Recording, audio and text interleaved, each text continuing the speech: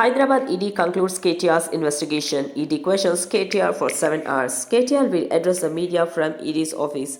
ACB asked 80 plus questions. ED asked 40 plus questions said by KTR. KTR challenged Revanth Reddy to take lie detector test and talk in front of judge regarding each other's ACB and ED cases instead of wasting public money.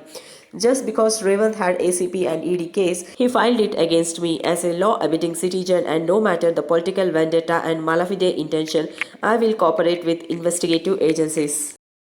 సార్లు పిలిచినా వస్తా, మీరు ఎన్ని ప్రశ్నలు అడిగినా సమాధానం చెప్తా, సంతృప్తికరంగా చెప్తా, పూర్తిగా విచారణకు సహకరిస్తాను. భారత రాజ్యాంగాన్ని, న్యాయ వ్యవస్థను, కోర్టులను గౌరవించే బిడ్డగా తప్పకుండా నా నిజాయితీని ప్రూవ్ చేసుకుంటాను. ఇన్వెస్టిగేషన్కు పూర్తిగా సహకరిస్తాను అనే మాట వారికి చెప్పడం జరిగింది. అయితే చెప్పిన all I have said to the enforcement directorate today is that I will cooperate fully. I'll cooperate wholeheartedly. I'll cooperate fully. However many times they call me, however many times they summon me, I am going to be there.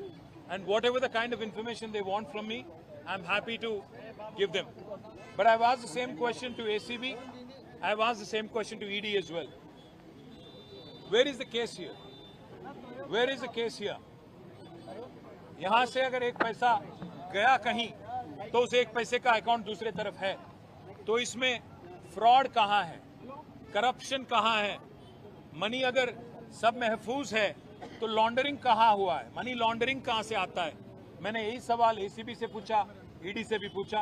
उम्मीद करता हूँ, क्योंकि ultimately we all have to believe in the justice system of our great country, and as a law abiding citizen, as a citizen of this country who firmly believes that Indian constitution gives me my rights, my civic rights, I believe that no matter what level of political vendetta, what level of malified intention the chief minister has, I have no problem. But I do have one offer to give to the chief minister of Telangana.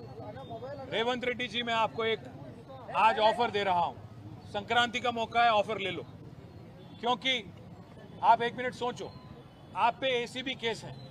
50 lakh रुपया देते हुए MLAs को खरीदते हुए आप पकड़े गए 2015 में. वो केस अभी चल रहा है. उसी केस का फिर ईडी ने भी केस किया, चार्जशीट भी फाइल किया. आप लड़ रहे हो, अभी भी कोर्ट्स में लड़ रहे हो. तो मैं इसलिए रेवंत रेड्डी जी को ऑफर दे रहा हूं. आप वेंडेटा, विच हंटिंग के एक चक्कर में आपने मेरे पे भी केस लगा दिया. कोई बात नहीं, हम इसको झेलेंगे. जो भी सवाल हमसे पूछा जाएगा उसका जवाब जरूर देंगे, क्योंकि मैं आपकी तरह मैंने कोई गलत काम किया नहीं. मैं आपको एक ऑफर दे रहा हूं. आप जब भी तैयार हो, डेट आप तय करो, जगह आप तय करो, टाइम आप तय करो. दोनों बैठ जाते हैं. आप भी बैठ जाओ, मैं भी बैठ जाता हूं, क्योंकि आप पे भी एसीबी केस है, आप पे भी ईडी केस है, मुझ पे भी आपने लगा दिया. तो इसलिए मैं कहता हूं, मैं लाई डिटेक्टर टेस्ट के लिए तैयार हूं. आप जगह, प्लेस आप चुनो. आप भी लगाओ लाई डिटेक्टर टेस्ट, मैं भी लगा लूंगा. एसीबी कोर्ट जज या हाई कोर्ट जज या पर्सन ऑफ योर चॉइस, कोई रिटायर्ड जज भी ठीक. मीडिया को लाइव लगा दो, पूरे तेलंगाना को देखने दो कि कौन झूठ बोल रहा है, कौन सही बोल रहा है. फिर ये बेवजह जो खर्च हो रहा है, 10 करोड़ से ज्यादा रकम, जनता का जो रकम है, जो स्टेट एक्सचेकर का मनी है, जो बेवजह खर्च किया जा रहा है, इसको बचाने के लिए, ताकि इससे हम आपकी जो 6 गारंटी है उसके अमलावरी में कुछ मदद हो सकता है. पैसा अगर बचेगा तो राज्य में कुछ डेवलपमेंट हो सकता है. इसलिए मैं रेवंत को ऑफर दे रहा हूं, आप आगे आइए.